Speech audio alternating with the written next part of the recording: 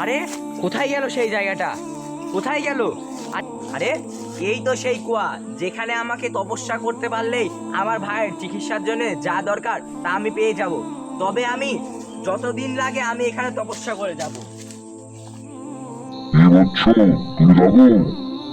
আমি তোমার তপস্যায় খুব খুশি হয়েছি। আরে দীর্ঘ 7 দিন পর বাবা আমার কথায় সাড়া দিয়েছে। বাবা, আমার ভাইয়ের অনেক অসুখ হয়েছে, তাকে আমি কিভাবে বাঁচাবো? সে তো আর বাঁচবে না, সব ডাক্তারই বলতিছে। আমাকে একটা পানি পড়িয়ে দিন যাতে আমার ভাইটা বাঁচে। আমি তোমাকে এই পানি খাওয়াটা দিচ্ছি।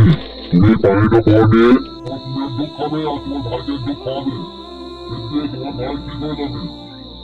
নিয়ে যাও তুমি। আচ্ছা বাবা, আপনাকে অসংখ্য ধন্যবাদ। আরে কুয়ার মধ্যেকার বাবা বলল পানিটা আমাকেও খেয়ে নিতে, তাইলে আমি এখনই খাই।